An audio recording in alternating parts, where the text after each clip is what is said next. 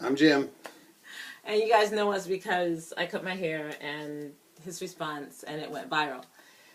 And so before we even get started, yes, this is the new Gabrielle Union dress, and I love it. And what I like about it most is the fact that even though it's a sweater dress, it doesn't make you feel hot. So I do like that. The fabric is cool. I think it makes her feel pretty hot. Whatever. That's my opinion. Anyway, all right, so tonight we want to talk about what happens in a woman when we argue. So even though... When we argue. Not just when she argues with anybody, but when we argue. Okay, so even though we have an amazing relationship, people can ask us, do you guys disagree? Do you all have any disagreements or arguments? And yes, we disagree sometimes. It'd be amazing how often she could be wrong. Anyway, so tonight we're going to talk about what happens inside of a woman when we have an argument or what we have a disagreement. Obviously, I won't have much input. So I want because I'm not a woman, so right. How can I know what happens inside? Anyway. Just in case you... So... Go ahead, please. Okay. I digress. Okay. All right, so typically in our relationship, when we have a disagreement, I'll say, you did such and such and it hurt my feelings. And 99.9 times, he'll apologize and, say, either I knew that I realized that or what have you, and we correct it. I'm not sure correct is the right word, but we acknowledge it, and mainly we can't act like it didn't happen. I mean, I'll say something and I can feel it dig, and I think, oh, I wish I wouldn't have said that, and I'm thinking, oh, I hope she doesn't notice. And then if she does notice, yeah, well, I'm sorry, baby, you're right, and I'm sorry. And that's kind of how it usually goes. Right. And vice versa. Yeah. Right. Yeah. And she does a lot more often than I do. I mean, whatever. Anyway, but then there are times when, on occasion, when something happens, and I may say, and yes, I know, I broke 2 nails. We all know. So I'm getting it fixed. Anyway. I know. Don't even talk about... Yeah. Yeah. Okay. Anyway, so... Then there are times when... $100 for the nails. That's what we're talking about. Okay, go ahead. Sorry. Yeah. Whatever. Okay, so then there are times that I may bring up what took place, and whether it catches him at a bad time or whatever the situation is, he doesn't receive it well. Or I don't get what I think I should get from what me sharing.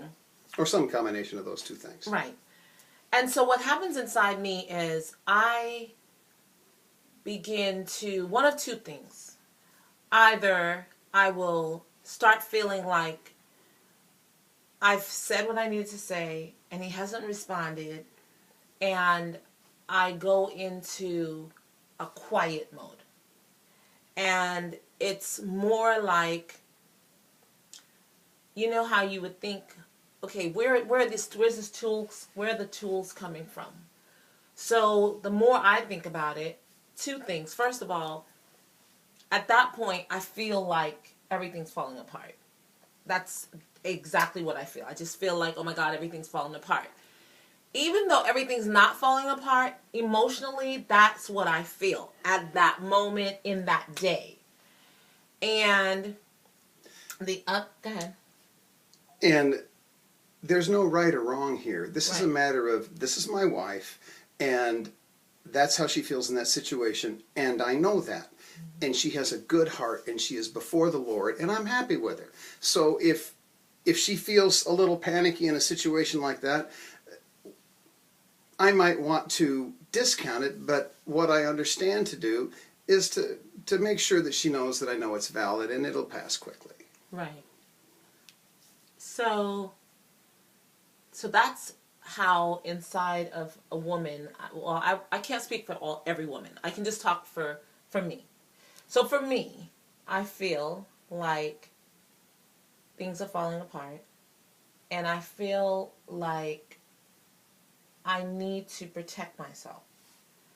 And when I feel that, that's coming from a place of, like an early place. Like, where did I get the tools to protect myself in the first place?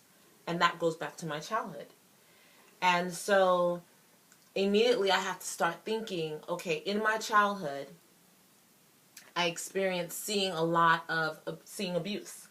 And so because I saw my father and my mother going through domestic violence, basically, my way of protecting myself was to hide, to retreat, to try to look invisible, to try to not be there. So whether it was running under a bed, hiding under a bed, or hiding in a closet, or pretending I was asleep, that was my mode of protection, to withdraw. And that served me. That protected me. It kept me out of harm's way. If my dad was like just storming the house and just going after whomever. And so because that was my tool, then when I go through an argument, or we have a disagreement, and when your father would storm and rage like that, did you feel like the whole world was ending? Absolutely. Absolutely. So it's like almost an instinctive response. Yes. Even though you know it's not valid. Yeah, but at the moment, at that time, I'm feeling like it's valid. Mm-hmm. And so immediately it's the default. It's the default behavior. Yeah. It automatically, what happens inside is, I feel I need to hide. I need to protect myself. I need to withdraw. I need to withdraw to protect me. Go inside of myself. And that is the automatic. Then, because of the Lord and the things that I've learned, I know that I have a choice to not go inside.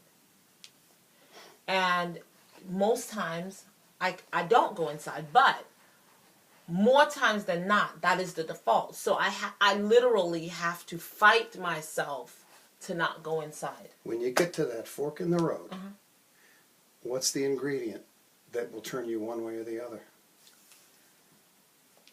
Well, a lot of times when I get in that fork in the road, I would say your response. But if your response, if your response is not one of resolve, then I'm okay. Then I'm in, let's say, the same situation, and I'm in that place. Then I feel like it's the Lord. That becomes my go-to. And even if I go to the Lord, I'm still dealing with that, struggling with that protect. And I have to go to him and say, I need you to protect my heart. What that I'm kind of concluding that just came to me while you said that is that protection is futile. Even when you do that, it doesn't really protect. It probably does the opposite of that. And I think you pointed out something really important, which is for people of both sides to identify what it is that's at the core of the reaction that pushes their partner away. Right, and I think more than anything, I have to recognize that, first of all, because I'm not a hard woman, because there are times when a woman is, if you're a hard woman, you're gonna be like, well, take your bags and leave. But that even comes from childhood. That became the put up the wall. I don't have to act like I care. I don't have to act like this hurt me or it didn't bother me. I have to pretend that it didn't bother me. So it's easier to just, the go-to default is take your stuff and leave, then gone. But because I'm not hard, and because the Lord has broken down those walls, and I'm in a place where I'm in a safe relationship, and I am transparent enough to show you my heart, and I care about the relationship enough to say, this relationship matters to me. So when it looks like it's falling apart, I get afraid. I get afraid, and I may feel hurt. It sounds to me like you're kind of saying that sometimes the crossroads is if you trust me, and if you don't, you vanish. And if you do, you stay connected. Well, I guess no. No, because if it's not about if I trust you at that moment. Yeah, and it doesn't mean overall. Uh-huh. I think it can just be the combination of things with an ill reaction, not what you expected. Maybe I even feel that it wasn't the right thing, and often I do. And you don't trust in my response. And it gives you that sky is falling down feeling, because now suddenly I'm not even there for you to be able to trust and count on anymore. Well, your response, if your response is not an immediate let's fix it, then I feel alone. That's what happens. I feel alone and I feel unprotected, and then I feel like I'm back in that place where I'm protecting myself. Just so that you understand, during all this, we're together. Yes. When these things happen, we're together. Yeah. It's not as if we're suddenly she's in one house, I'm in another. No, we're together. We eat together. Right. We sleep together. Right. And we, deal with right. these things. So what we're sharing with you is really the process, and hopefully by me sharing, we're being like so butt naked right now. Yeah. But really, hopefully, it'll allow someone to be able to see either. Hopefully, you can say, "Yeah, I can relate to that." Because if your go-to is, well, keep it moving, it doesn't mean that the woman doesn't care about the man. It means that somewhere along the line, because I think so much goes back to childhood. In childhood, it was easier to act like we didn't care. Like if you went through something like what I went through in childhood, the bullying, and you're in school for hours, and it's every day, and it's for years, then you have to act like you don't care when someone hurts your feelings. So those walls had to be taken down. Yeah. And so for me to get to an authentic place where if you hurt my feelings, I can actually not go to that default and say, that hurt. That's a big step for me to come and say, that hurt me. And I'm putting myself out there in the hopes that you will recognize that and receive it and protect my heart. Although on a lot of levels, I'm trusting God to protect my heart, but you're the keeper of my heart. So I just wanted to kind of say that's what really happens inside of a woman. Well, I should say for me, when we do have an argument. And that's why a man may feel like, gosh, she's blowing it out of proportion.